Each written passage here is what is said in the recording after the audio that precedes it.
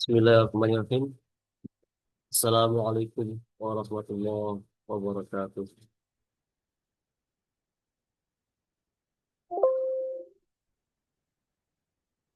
Bismillah, alhamdulillah, alhamdulillahirabbil alamin. Wa bihi nasta'inu ala umuri dunya waddin.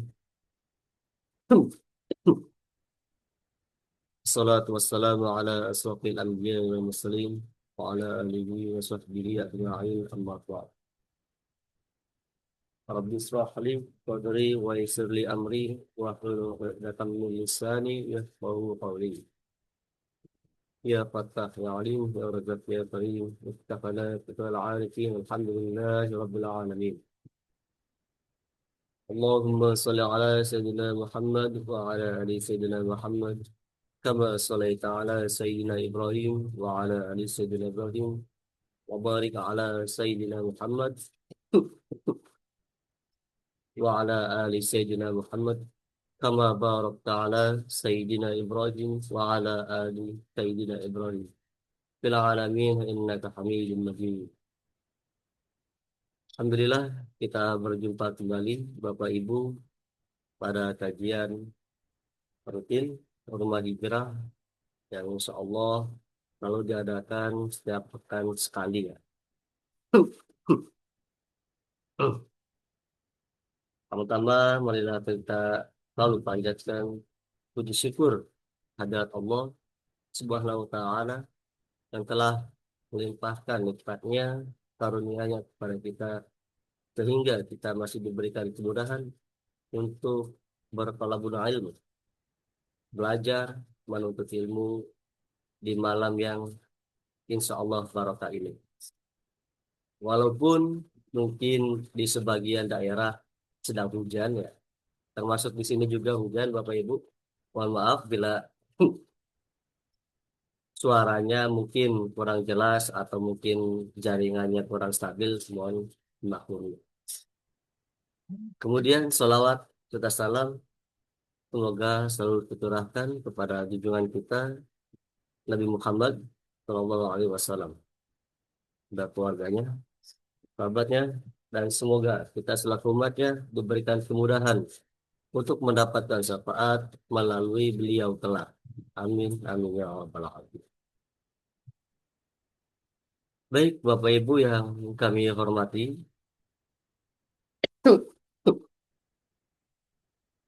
mohon maaf sebelumnya kondisi saya rada pilek ya, rada batuk juga nanti. Mungkin nanti selama 1 jam ke depan, insya Allah sedikit ada kendala mungkin karena rada kurang sehat gitu. Tapi tidak tidak apa, kita akan lanjutkan untuk kajiannya insya Allah. Semoga dimudahkan dan dilancarkan pada kajian malam hari ini. Baik Bapak Ibu yang kami hormati, kita buka kajian kita pada malam hari ini dengan membaca basmalah bersama-sama. Bismillahirrahmanirrahim. Kajian Rumah Hijrah dengan tema yang luar biasa, yaitu makna kemerdekaan. Karena masih mungkin masih ada beberapa yang masih ada lomba gitu kan ya. Ini masih suasana kemerdekaan, jadi kita akan memahami nih apa sih makna kemerdekaan atau kemenangan yang sesungguhnya di dalam Islam. Baik, pada yang terhormat guru kita Al Ustadz Mujahid, untuk pemaparan materinya kami persilahkan. Mangga Pak Ustadz.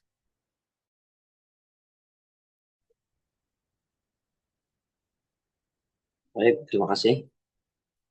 Bismillahirrahmanirrahim. Warahmatullahi wabarakatuh. Waalaikumsalam warahmatullahi wabarakatuh. Alhamdulillahi rabbil alamin. Alhamdulillah wassalatu wassalamu ala Rasulillah Sayyidina Muhammadin ibni Abdillah wa ala alihi wa sahbihi wa man syara ala nahjihi ila yaumil qiyamah. Wa ba'd. Rabbi shrah li sadri wa yassir li amri wahlul 'uqdatam min lisani yafqahu qawli. Subhanaka la ilma lana illa ma 'allamtana innaka antal alimul hakim. Allahumma akhrijna min dhulumatil wahmi wa akrimna binuril fahmi وافتح علينا بمعرفة العلم وسهل لنا أبواب فضلك يا أرحم الراحمين. لا إله إلا أنت سبحانك نستغفرك لذنوبنا ونسألك رحمتك. ربنا لا تزغ قلوبنا بعد إذ هديتنا وهب لنا من لدنك رحمة إنك أنت الوهاب. يا عزيز يا غفار يا أرحم الراحمين. وصلى اللهم على سيدنا محمد وعلى آله وصحبه وسلم والحمد لله رب العالمين.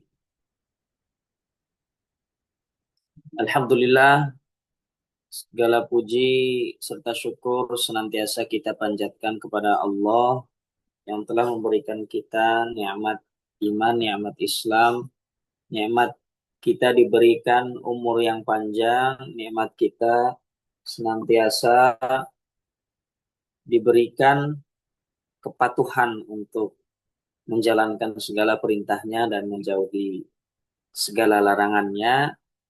Terutama yang patut kita syukuri adalah nikmat kita sampai kepada usia yang ke-80 tahun, yang mana bagi sebuah bangsa atau bagi sebuah negara, kedaulatan yang mencapai usia 80 tahun ini adalah sebuah kebanggaan yang luar biasa. Dan ini senantiasa kita syukuri karena Allah telah menganugerahkan kita semua kemerdekaan, kemudian kebebasan dalam menjalankan aktivitas kita tanpa ada tekanan dari manapun. Salawat dan salam kita curahkan kepada junjungan kita Nabi Agung Nabi Muhammad Sallallahu Alaihi Wasallam. Para hadirin yang dirahmati oleh Allah, terima kasih telah kembali mengikuti kajian yang luar biasa ini, yang mana kita sendiri harus senantiasa merefleksi. Karena judul kita adalah bagaimana kita memaknai kemerdekaan ini apabila dipandang dari sisi agama kita, dari sisi din kita, dari sisi kita harus mempertahankan kemerdekaan kita ini menjadi kalimatu hakin, merdeka, ya, kalimat yang sebenar-benarnya merdeka, sehingga dalam syukur ke 80 tahun berdirinya Indonesia sebagai bangsa, sebagai negara, ini bisa masuk ke dalam mindset kita sehingga menjadi refleksi dan momentum terbaik untuk kita menyadari bahwasanya sudahkah kita menjadi merdeka seutuhnya, yang mana ketika kita boleh kaji lebih dalam,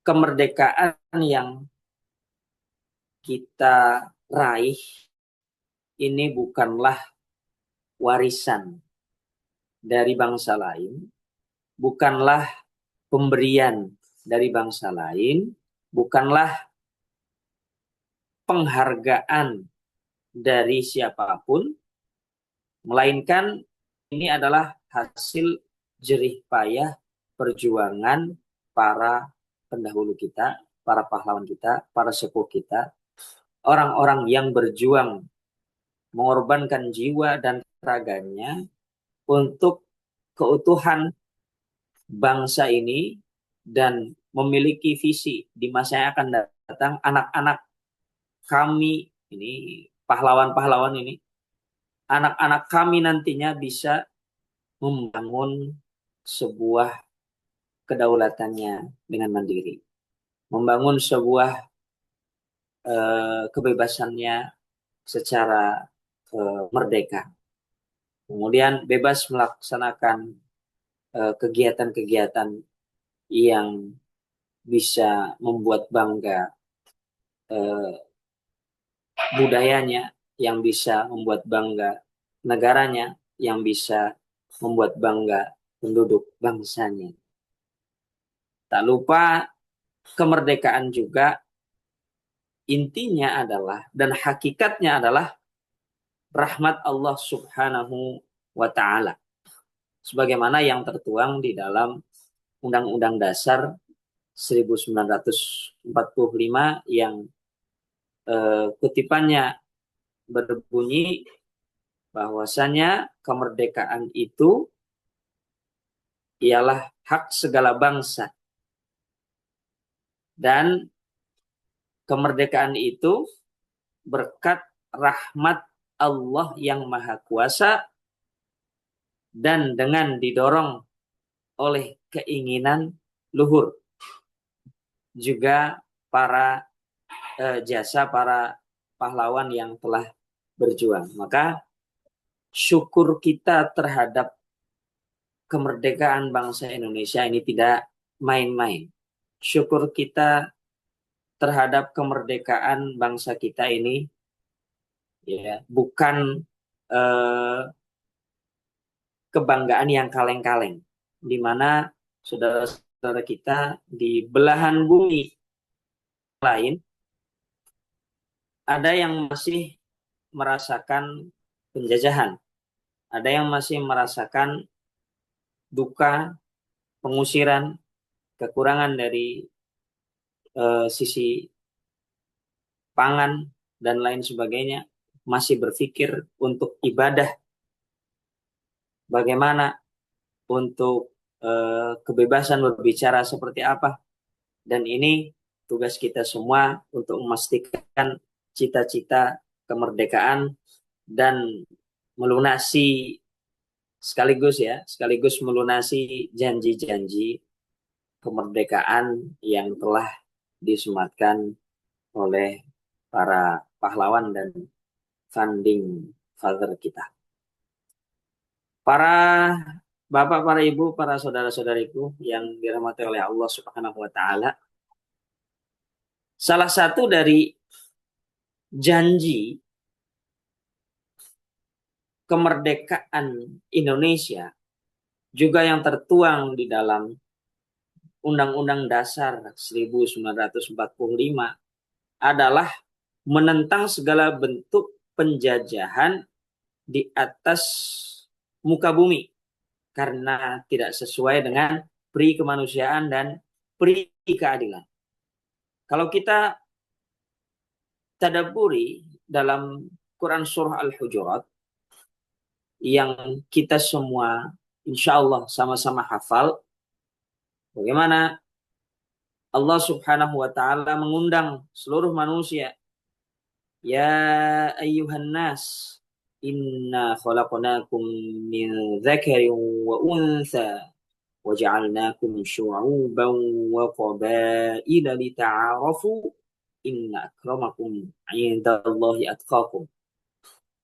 Ini merupakan kajian yang mendalam bahwasanya yang dipanggil adalah ayuhan nas, seluruh manusia, bukan hanya orang yang beriman.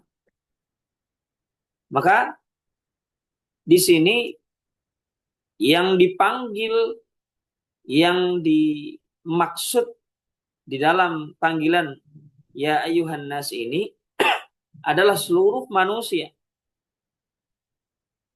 Ya, seluruh manusia dari agama apapun, dari ras apapun, dari suku apapun.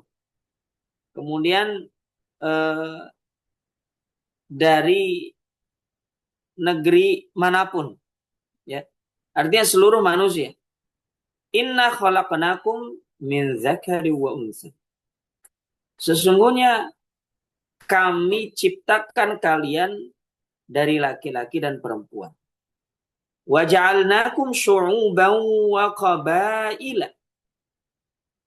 Dan kami jadikan kalian berbangsa-bangsa dan bersuku-suku.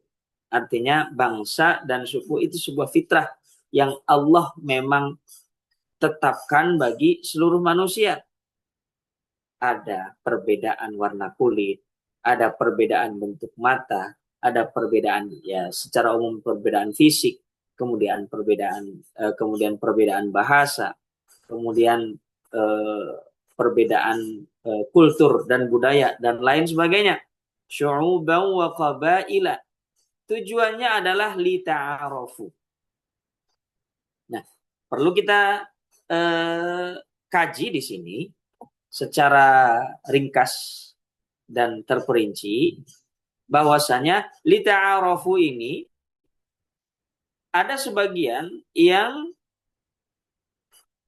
mengartikan untuk saling mengenal. Sebagian yang lainnya mengartikan lita'arafu ini adalah saling memahami. Kemudian ada lagi yang menggunakan ayat ini dalam dalil untuk seluruh manusia itu bisa bersatu. Atau kelompok-kelompok itu bisa bersatu. Pertanyaannya, apakah di dalam Al-Quran ada kalimat yang menyatakan bahwasannya itu orang-orang yang beriman, ya, kalau manusia yang beriman secara khusus di satu secara sorih atau secara jelas? Jawabannya tidak ada. Atau barangkali ayat yang secara umumnya disampaikan oleh para da'i, yaitu wa'tasimu bihablillahi jami'an wa'tasimu, dan berpegang teguhlah kalian bihablillahi, dengan tali Allah, jami'a, seluruhnya, wala tafarraqu, dan janganlah kalian, diartikan dengan bersatu.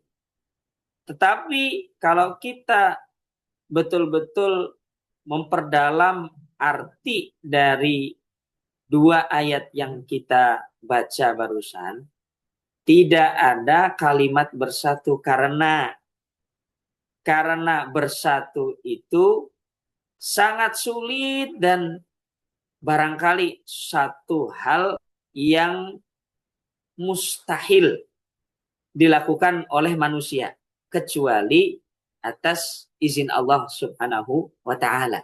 Maka Allah tidak memerintahkan umat manusia untuk bersatu, tapi sesuai dengan perbedaan-perbedaannya, dan kita bisa menggunakan satu kalimat yang lebih tepat, yaitu sepakat. Ya, bukan bersatu, tapi sepakat. Sebagaimana Nabi Shallallahu Alaihi Wasallam diperintahkan untuk menyampaikan kepada ahlul kitab, Yahudi dan Nasrani,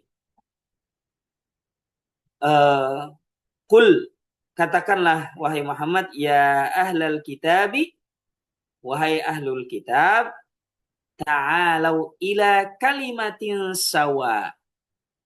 Ayo sini sama-sama menuju kepada kalimat yang sama, satu kata yang sama, artinya sepakat. Tapi kalau bersatu, ini banyak dalil yang salah satunya kita faham dan kita hafal, lakum dinukum waliyadin. Ya, tidak bisa kita disatukan di dalam konteks perbedaan yang ada. Maka salah satu dari sila yang kita pegang teguh dalam Pancasila, dasar atau asas berdirinya Negara Kesatuan Republik Indonesia, adalah Persatuan Indonesia. Nah, kenapa digunakan di situ kalimat persatuan? Maka ketika kita menyebutkan kalimat persatuan, harus ada suatu eh, kesepakatan atau kalimat yang sama, yang mana kita tidak berbeda. Maka kalimat persatuan harus ada Indonesianya. Persatuan Indonesia.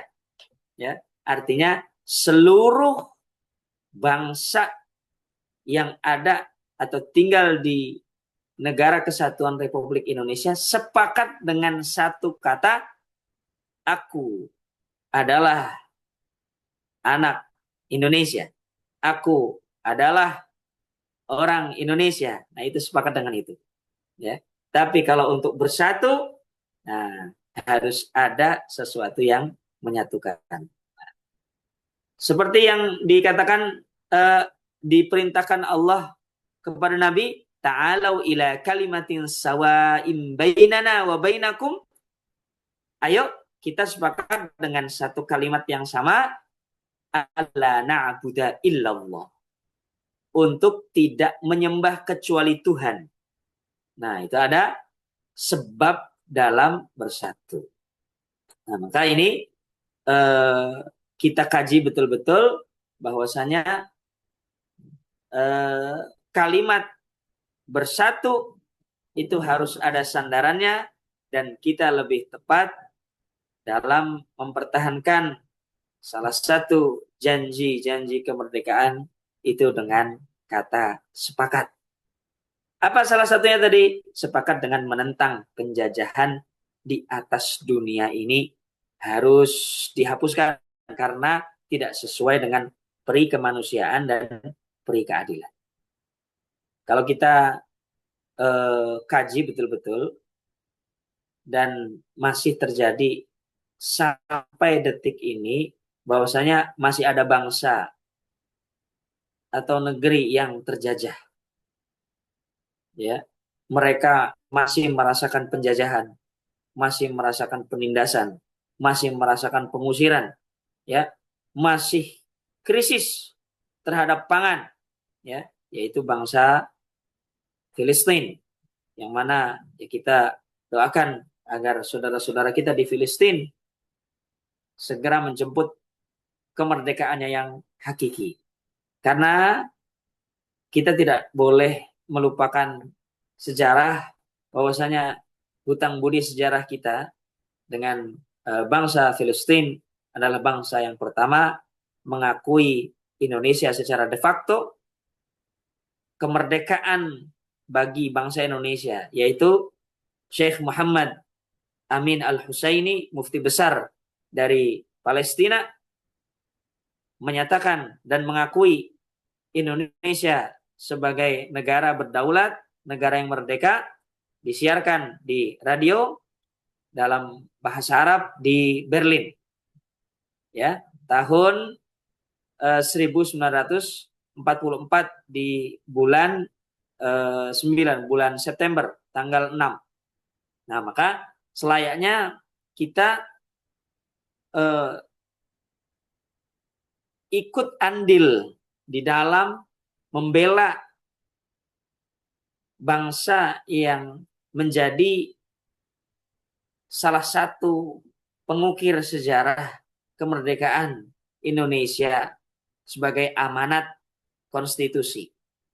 Juga amanat dari founding father kita, amanat pendiri bangsa ini, yaitu Insinyur Soekarno, yang mengatakan selama kemerdekaan bangsa Filistin belum diserahkan kepada orang-orang Filistin, maka selama itulah bangsa Indonesia menentang penjajah. Maka ini satu pesan yang tersirat bagi kita semua di bawah risalah kemerdekaan yang senantiasa kita gaungkan setiap 17 Agustus 1945 dalam bentuk teks proklamasi. Maka dari itu sekarang sebenarnya Indonesia pun sedang digoyang. Apakah sudah Indonesia ini diakui secara de jure kemerdekaannya oleh Belanda? Ini kan sedang gonjang-ganjing, ya, yang tidak sedikit memancing kemarahan dari bangsa Indonesia. Dan apakah yang bisa kita lakukan di situ? Ya, terlebih bagaimana kita membantu bangsa kita dalam urusan birokrasi, dalam urusan bagaimana lobby internasional ini bisa sampai kepada Indonesia yang berdaulat. Hadirin yang dimuliakan Allah, kita sebagai bangsa Indonesia, sebagai muslim, negara muslim terbesar di dunia, yang mana kita memiliki beberapa organisasi internasional, dan kita masuk di dalamnya, salah satunya adalah OKI, yang mana kewajiban kita salah satunya itu adalah lebih aktif membela risalah-risalah kemerdekaan yang belum dirasakan oleh saudara-saudara kita di bangsa-bangsa yang lainnya yang membutuhkan suara kita. Karena kita adalah bangsa yang saat ini memiliki track record politik maupun ketahanan negara dengan cara yang paling indah, yaitu menghindari dari konflik, baik konflik secara verbal maupun konflik secara fisik. Nah, ini alhamdulillah terminimalisir di Indonesia. Di samping kita lihat peristiwa Arab Spring ya 10 tahun yang lalu, di mana eskalasinya dari negeri Tunis merambat ke negara-negara Timur Tengah yang lainnya sampai hancur lebur, tak tersisa pemimpinnya atau presidennya. Ada yang dieksekusi, kemudian ada yang digulingkan, dan sampai sekarang ya sedang melakukan perbaikan, dan terus ada yang masih berkonflik. Nah, ini kita memiliki track record yang luar biasa. Maka jika Indonesia menjadi negara yang bisa memajukan delegasinya, atau misalkan kita targetnya menjadi sekjen di OKI, barangkali kekuatan lobby kita bisa dipertimbangkan dan bisa menjadikan bangsa Indonesia sebagai pionir perdamaian dari kemerdekaan-kemerdekaan yang ingin diraih oleh bangsa-bangsa, terutama yang belum merdeka. Nah, maka hadirin sekalian, semangat kepahlawanan yang menjadi amanat ini harus terus diwariskan kepada anak-anak kita, kepada siapapun yang barangkali harus kita wariskan secara ideologi, bahwasanya siapapun di zaman ini bisa juga menjadi pahlawan di era saat ini. Ya, kita harus memiliki jiwa pahlawan, kita harus memiliki jiwa seorang pejuang, karena kita tidak diberi kemerdekaan, kita tidak diberi, tapi kita harus mengeluarkan tumpah darah, harta, nyawa yang kita persembahkan untuk kemerdekaan bangsa. Ini melalui perjuangan, bukan melalui pemberian. Maka ini yang patut kita sampaikan kepada generasi-generasi kita, anak cucu kita. Terlebih ya saat ini di sektor apapun kita bisa menjadi pahlawan. Contohnya dengan eh, timnas Indonesia lolos di Piala Dunia 2025 ini di Qatar, umur 17 ya, under 17 ya, ini pun bisa menjadi kebanggaan karena sejarah pertama kali Indonesia lolos ke Piala Dunia walaupun yang under 17. Juga yang pernah kita rasakan juga yaitu ada seorang musisi yang Allah berikan kelebihan, beliau tidak bisa melihat tapi bisa melakukan gebrakan prestasi yang sungguh luar biasa. Beliau Putri Aryani yang mendapatkan Golden Buzzer ya ketika mengikuti American Got Talent, yang mana saya betul-betul bisa merasakan bagaimana kebanggaan Putri Aryani ini tampil di kancah internasional karena saya secara pribadi pernah menyambangi 12 negara untuk salah satunya misi perdamaian, menyampaikan perdamaian melalui nada, melalui nyanyian, dan salah satunya kita menyanyikan lagu Indonesia. Dan itu diterima oleh publik karena apa yang kita bawakan ini masuk ke dalam pemahaman mereka dan kami membawakannya menggunakan bahasa mereka juga. Ya, ada bahasa Arab, ada bahasa Indonesia, ada bahasa Inggris, ada bahasa Prancis, ada bahasa Jerman, kemudian ada bahasa Cina dan bahasa-bahasa yang lainnya. Maka ini salah satu upaya di mana kita bisa menjadi pahlawan di semua sektor kita atau keahlian kita. Maka sebagaimana Nabi Shallallahu Alaihi Wasallam telah menyebutkan ya bagi kita semua dalam hadisnya, ittaqillaha haitsu ma kunta. Bertakwalah kamu dimanapun kamu berada. Dan di sini kalimatnya bukan aina ma kunta, tapi haitsu ma kunta, artinya haitsu ma kunta itu adalah keadaan yang sefleksibel mungkin. Sebagaimana pun keadaan kamu itu bisa bertakwa. Nah, apabila kemerdekaan ini adalah sesuatu yang wajib kita pertahankan, mala yatimmu al-wajib illa bihi fahuwa wajib. Maka jika belum sempurna kewajiban itu kecuali dengan mempertahankan hal itu, maka hal tersebut menjadi wajib. Nah, apa yang menjadi wajib itu?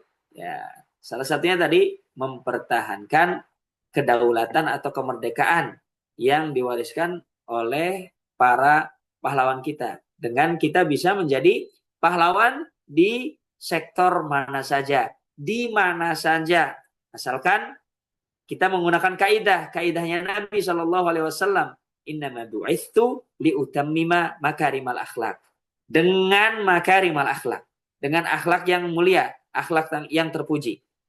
Nah, maka ini ya salah satu target kita harus menjadi pahlawan di mana saja, di sektor apapun kita akan bergerak. Nah, maka di sini kalau kita terjemahkan, pahlawan itu sama dengan pelayan umat. Siapkah kita melayani umat dengan kelebihan atau maziyah yang Allah berikan kepada kita, yang orang lain tidak punya, dan kita persembahkan. Kita dedikasikan untuk umat, untuk melayani mereka. Yang dokter yang melayani sebaik-baiknya menjadi seorang dokter. Yang tentara menjalankan sebaik-baiknya. Yang polisi menjalankan sebaik-baiknya dan berlaku adil di posisinya. Yang menjadi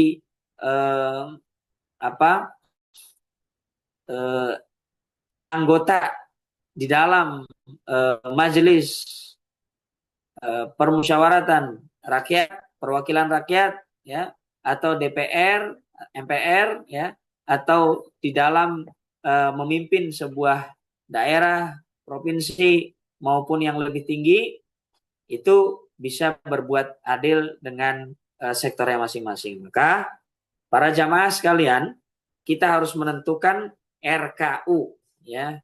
Ini saya singkat saja biar mudah diingat. RKU itu adalah rencana kontribusi unggulan. Apa itu rencana kontribusi unggulan? Kalau kita memiliki satu bakat, kalau kita memiliki satu kelebihan, sudah kita fokus saja di dalam kelebihan itu. Kita fokus saja dengan satu rencana kontribusi unggulan itu. Misalkan saya hobi bertani, ya sudah, rencanakan kontribusi unggulan bagi umat, bagi bangsa, bagi negara, bagi agama untuk membantu masyarakat di sektor pertanian. Dan saya harus menjadi ahli di sektor tersebut.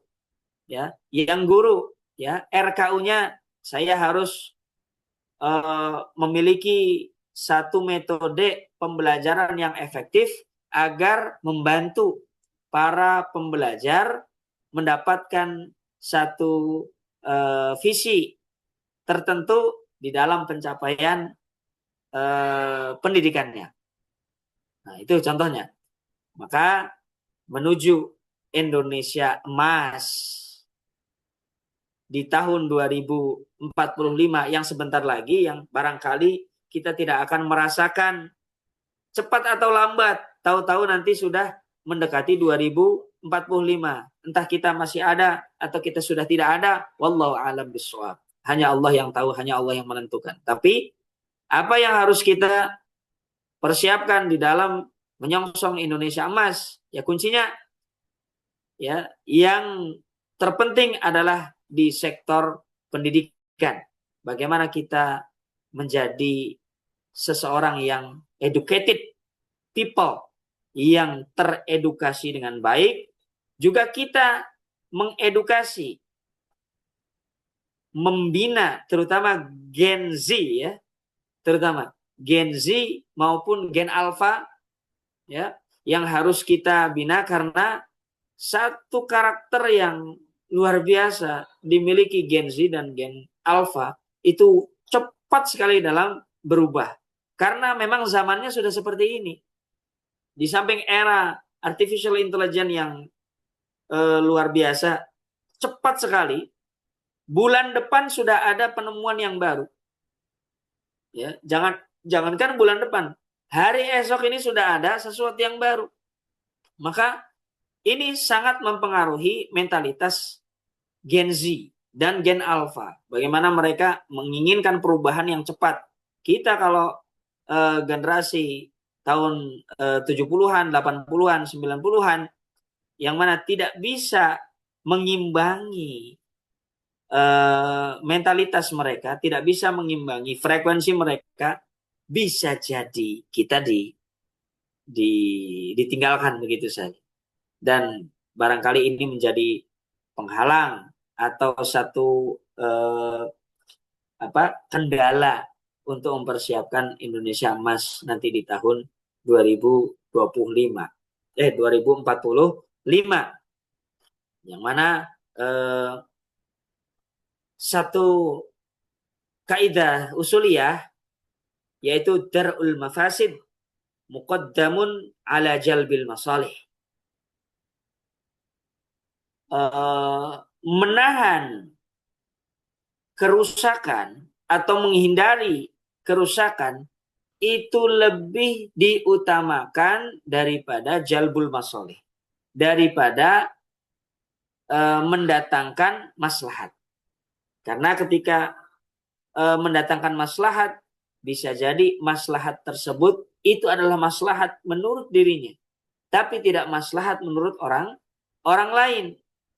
Tapi kalau menahan mafsadah atau menahan kerusakan, nah ini akan bisa menumbuhkan satu semangat yang baru, menumbuhkan satu karya yang baru, kemudian bisa menjaga apa yang baik sebelumnya, dan bisa menciptakan apa yang lebih baik di masa yang akan datang. Apa bentuk darul mafasid muqaddamun ala jalbi al-masalih di dalam kesimpulan kita pada malam hari ini? Apa bentuk kita menghindari sesuatu yang merusak? Ya.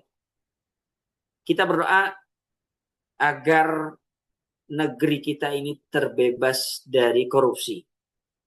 Karena korupsi ya setiap hari kita eh, apa dengarkan, setiap hari kita konsumsi dari berita-berita yang beredar bebas di YouTube maupun di televisi, ya maupun di surat kabar manapun, baik online maupun offline. Ini menjadi satu kesepakatan yang harus kita junjung tinggi, yaitu memberantas korupsi. Tidak ada cara lain. Ya, negeri kita sudah dikontaminasi dengan pinjol, dengan judol, di mana nyawa melayang begitu saja. Kemudian orang eh, tega menghabisi nyawa seseorang dengan tujuan atau dengan maksud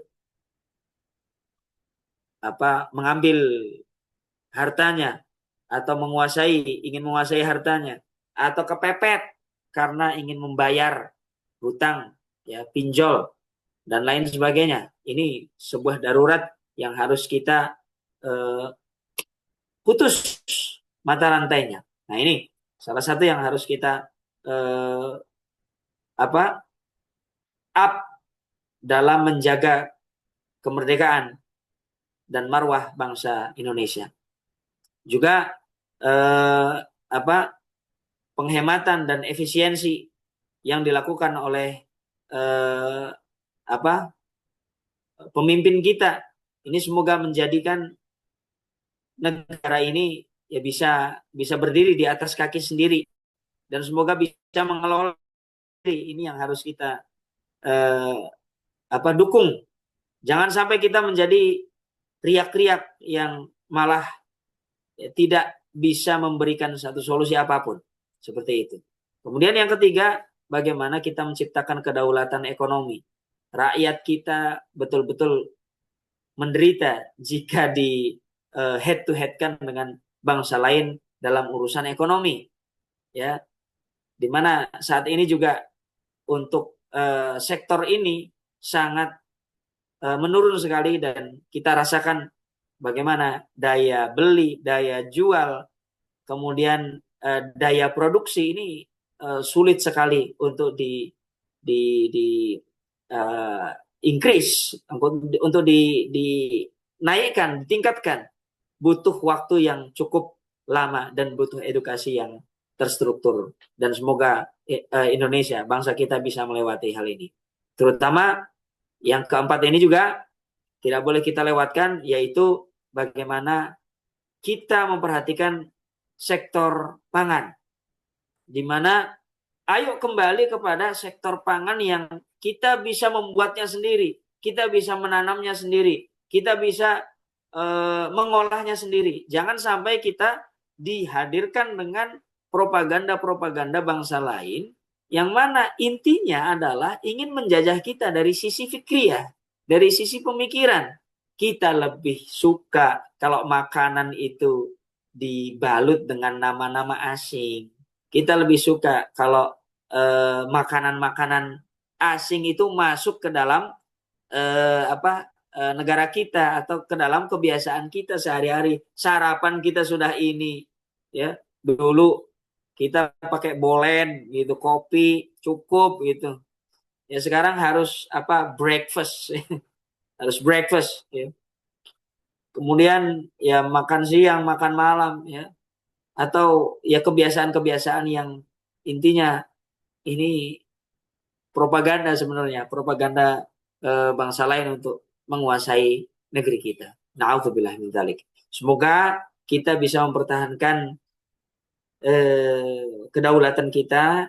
Semoga kita bisa mempertahankan kemerdekaan yang diwariskan kepada kita melalui perjuangan para pahlawan, dan kita realisasikan janji-janji dan amanat-amanat eh, para pahlawan dalam menyongsong Indonesia yang lebih baik lagi. Barangkali ini dulu yang bisa saya sampaikan. Selebihnya silahkan saya kembalikan ke moderator. Assalamualaikum warahmatullahi wabarakatuh. Waalaikumsalam warahmatullahi wabarakatuh. Baik, terima kasih Pak Ustadz atas pemaparan materinya. Kita lanjut ke sesi diskusi dan tanya jawab, Bapak Ibu. Seperti biasa, jika ada yang ingin ditanyakan, bisa langsung menyampaikan dengan mengaktifkan mikrofonnya, atau bisa juga tulis pertanyaannya di kolom chat Zoom. Mangga, Bapak Ibu.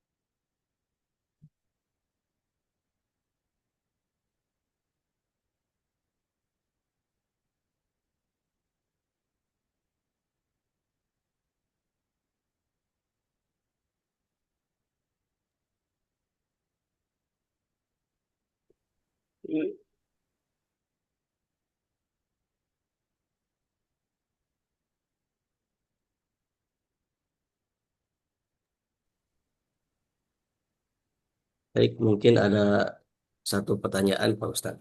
Silakan.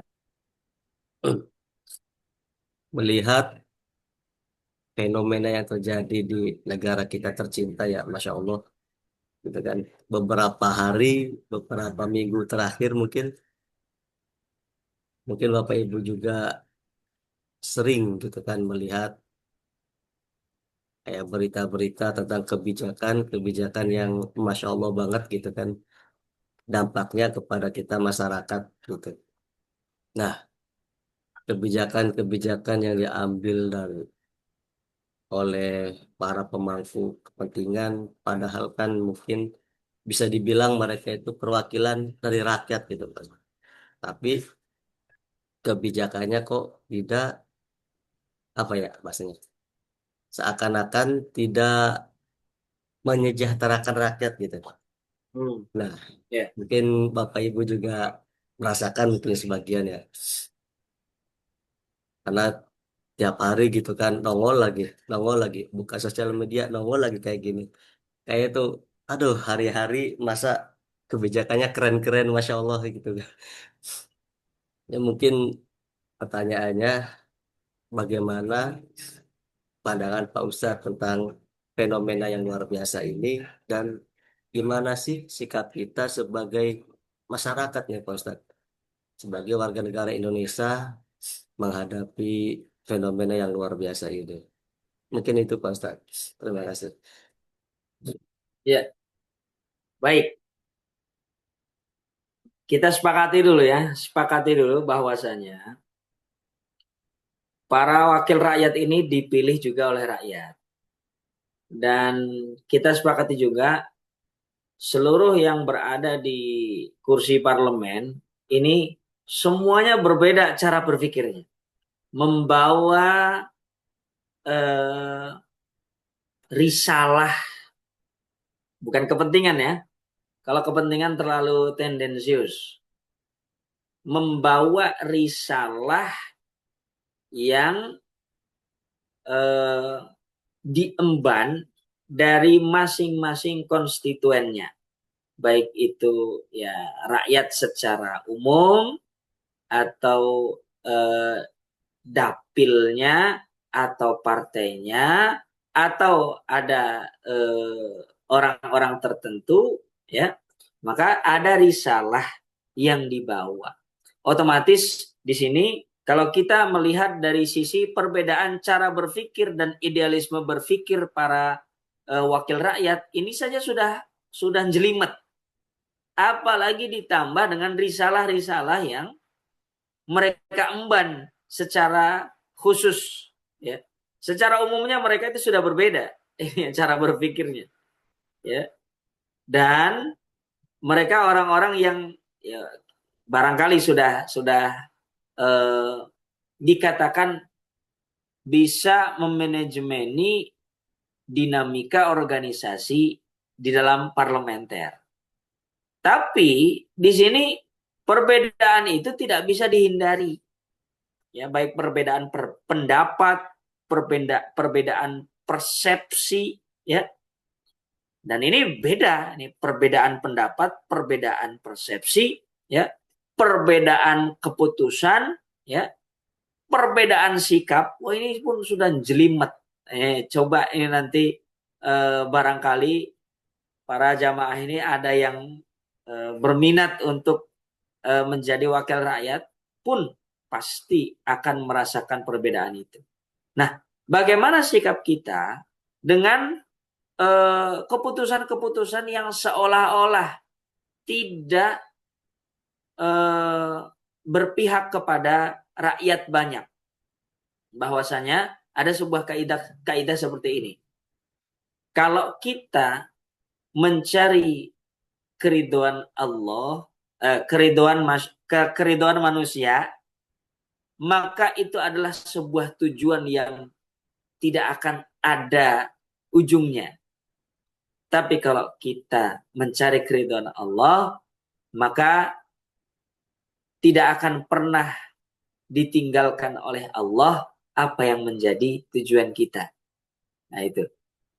Kalau manusia itu ghayatun la tudrak, kalau Allah ghayatun la tudrak. Apa poin saya di sini? Adalah kita tidak bisa ideal. Ya, ideal harus adil, semuanya kebagi semuanya. Tidak bisa. Ini sudah menjadi sunnatullah. Adil itu ya kalau menurut Quran ya adil ya bagi 4. Ya, secara teoritis ya sebagai seorang laki-laki ya kalau adil ya cukup 4 saja. Kalau nggak bisa adil ya 1 saja. Secara teoritis ya. Atau ya tidak ada ukuran secara baku di mana adil itu disematkan atau dititipkan kepada manusia, nggak bisa, nggak ada. Hanya mereka-mereka yang mampu sabar, yang mampu menerapkan akhlak di dalam keputusan-keputusannya. Tapi di sini wakil rakyat yang menerapkan akhlak ya tergantung bagaimana dia mendapatkan edukasi atau ajaran dari guru-gurunya dalam memanage keputusan-keputusannya di dunia parlementer. Ya. Nah, jadi kita tidak bisa berharap satu keputusan itu adil untuk semuanya, tidak bisa. Nah, disinilah kita harus sabar, harus ya nerima, karena kalau kita melihat satu ketimpangan dalam keputusan, boleh saja kita tabayyun. Artinya ya mengklarifikasi atau kalau agak keras sedikit ya, agak keras sedikit ya, menyampaikan aspirasi baik secara langsung maupun tidak langsung ya. Secara langsung itu ya lewat perwakilan yang ada di dalam parlemen atau secara tidak langsung ya turun ke jalan ya. Tentunya dengan batasan-batasan yang harus kita eh, harus kita jadikan patokan. Ada SOP-nya harus ada. Dan tidak boleh setelah tersampaikan aspirasinya masih ada yang mengganjal atau sudah dijawab aspirasinya, masih ada yang mengganjal dan terus melakukan itu tanpa henti, ya, sehingga ya menjadi eh, apa eh, orang yang ya dikenal ini tukang tukang demo atau apa ya protes terus ya seperti apa keputusan yang dimau, apakah semuanya itu ya harus sesuai dengan maunya orang tersebut atau kelompok tersebut atau apa. Nah, ini satu hal yang mustahil. Maka disinilah kita harus eh, seorang pemimpin harus adil, ya, seorang rakyat masyarakat harus taat patuh. Maka Nabi saja mengatakan seperti ini, wa in ta'ammaru alaikum abdun fa innahu man ya'ish minkum fasayara fihi ikhtilafan katsir. Ya. Kalian harus taat dan patuh kepada pemimpin walaupun yang memimpin kalian itu adalah seorang budak. Ini wasam'i wa ta'ah wa in ta'ammara alaikum 'abdun gitu. Karena apa? Karena Rasul sudah memprediksi dari dulu akan terjadi ikhtilafan katsiran. Satu perbedaan, fitrah perbedaan yang banyak sekali. Konflik yang banyak sekali. Maka tipsnya apa dari Nabi? Fa'alaikum bisunnati wa sunnatil khulafair rasyidin al-mahdiyyin addu 'alaiha bin nawajidi. Ya. Kalian pegang teguh sunnahku. Kalian pegang teguh tata caraku. Ya. Torikohku. Ya. Metodeku. Ya. Kalau sunnah barangkali terlalu berat bagi kita. Oke, tata caraku, metodeku itu. Ya, metodenya Nabi dari mana? Ya, dari hadis, dari Al-Qur'an, ya, dari dalil nakli, ya. Al-Qur'an, hadis. Ya, kemudian kalau belum ada lagi, ya ijma, ya kesepakatan para ulama. Kita masih banyak ini ya dalil syar'i itu. Kalau nggak ada kesepakatan ulama ya kias, ya masih banyak yang bisa kita eh, ambil dari perangkat-perangkat keadilan. Insya Allah seperti itu. Wallah alam bisawab.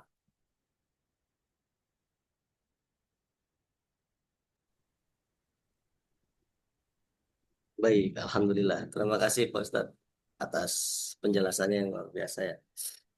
Saya semoga kedepannya bisa lebih baik lagi dari ini dan semoga kita benar-benar siap untuk menuju kemerdekaan yang sebenarnya, menuju cita-cita kita untuk menjadikan Indonesia sebagai Indonesia emas di tahun 2045 nanti. Amin ya Rabbal Alamin. Amin ya Rabb. Baik, mungkin kita cukupkan untuk kajian hari ini, Pak Ustadz. Ya. Sebelum ditutup, kami berikan kesempatan untuk menyampaikan closing statement, Pak Ustadz, sebagai penutup seperti itu. Pak. Baik, bismillah. Para hadirin yang dirahmati oleh Allah Subhanahu wa taala, marilah sama-sama kita menyatukan hati kita menyatukan visi misi kita tentunya dalam bingkai beribadah kepada Allah Subhanahu wa taala, dan kita sepakat di dalam perbedaan apapun yang kita alami di dalam menjalani kehidupan di negeri kita tercinta ini, dan jangan sampai kita terdistraksi dengan gangguan-gangguan yang berasal dari hal-hal yang tidak penting bagi kita, yang akan menjadi kendala kemajuan kita semua dan yang akan menjadi perusak fokus kita. Dan yakinlah bahwasanya kita adalah bangsa yang mempunyai kebudayaan yang tinggi, punya budi luhur yang sangat luar biasa, dan kita adalah bangsa yang sangat mudah menerapkan apa yang menjadi risalah Nabi Shallallahu Alaihi Wasallam, yaitu makarimal akhlak, dengan kultur dan karakter kita semua menjadi bangsa Indonesia, dan kita patut bangga, dan inilah yang harus kita bawa menjadi pesan risalah assalam, risalah perdamaian, risalah kemerdekaan, risalah yang dinamakan baldatun thayyibatun warabun ghafur. Dan ini eh, tentunya tidak bisa tercipta kalau kita tidak berserah diri kepada Yang Maha Kuasa, dan kita bersatu padu dalam mempertahankan apa yang menjadi amanat bagi kita semua. Ini saja, kurang lebihnya mohon maaf apabila ada satu dua patah kata yang eh, kurang berkenan. Assalamualaikum warahmatullahi wabarakatuh. Waalaikumsalam warahmatullahi wabarakatuh. Alhamdulillah, terima kasih Ustadz, terima kasih Bapak Ibu. Semoga kita diberikan kemudahan, diberikan umur yang panjang, yang barokah, sehingga bisa dimudahkan untuk bertemu di kajian berikutnya. Kita akhiri dengan hamdalah dan doa kafatul majelis. Alhamdulillahirabbil alamin. Subhanallah wa bihamdi. Asyhadu an la ilaha illa anta, astaghfiruka wa atubu ilaik. Mohon maaf bila ada kesalahan. Kami akhiri. Wassalamualaikum warahmatullahi wabarakatuh. Waalaikumsalam warahmatullahi wabarakatuh. Jazakumullah.